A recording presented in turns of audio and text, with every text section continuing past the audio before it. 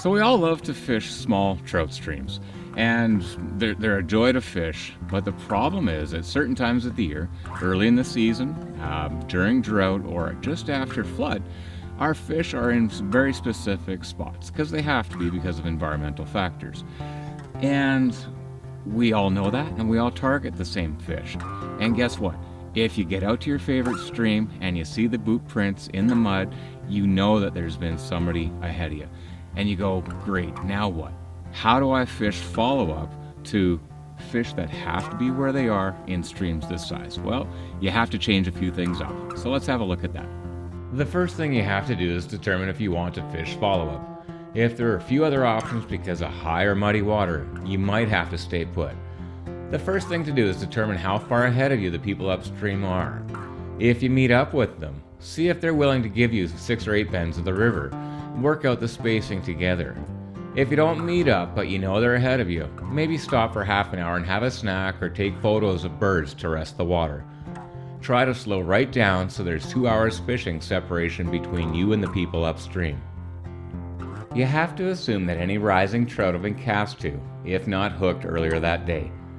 To give yourself the best chance, you'll need to size down your dry flies to size 14 to 18, or at least have slimmer, lighter profiles.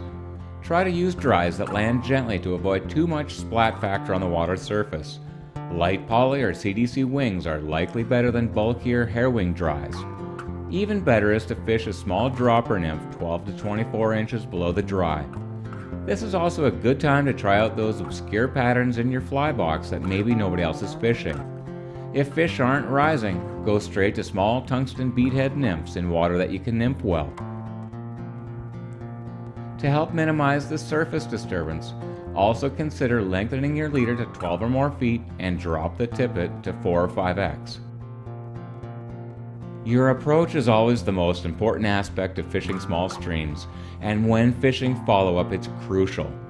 Try to stay out of the water altogether and move slowly and focus on not kicking any debris into the water or snapping sticks with your feet. You can get away with walking in faster water of riffles and runs because the noise of broken water muffles your impact. But when it comes to pools, they're a no-go zone. If you wade anywhere near them when fishing follow-up, you take your chances from 50-50 at best to nearly 0.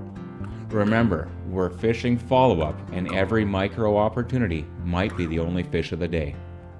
It's tough fishing follow-up, and the hardest part is casting accurately with great line control. If you can't land your fly within 4 inches of prime structure and get a good drift, you're in trouble. That line has to snap straight with a little reach and mend. That cast has to be able to get in alongside every structure seam line and ride well for 5 to 7 second drifts, then lift and cast again, over and over, all day long. You're counting on the other anglers' casting deficiencies and working the subtle water better than they can and reaching fish that they just skimmed past and likely didn't work properly. So one of the key little secrets that you can do is learn how to cast accurately. And look at that, right against the bank, right along the seam. You're gonna come down, you're gonna a little twitch to drag it out of there, set your drift, and right along a perfect seam. Not everybody can do that. And if you can get to the place where you can just lift, cast on the water, even if you're on the bank, look at that, right in there tight again. If you can do that 10 times out of 10, 8 times out of 10, you're gold. That's something that not everybody can do. In part 2, we'll look at the water and habitat features where you'll likely catch trout that the anglers upstream of you have missed because they're likely moving too quickly to have noticed or to cover it well.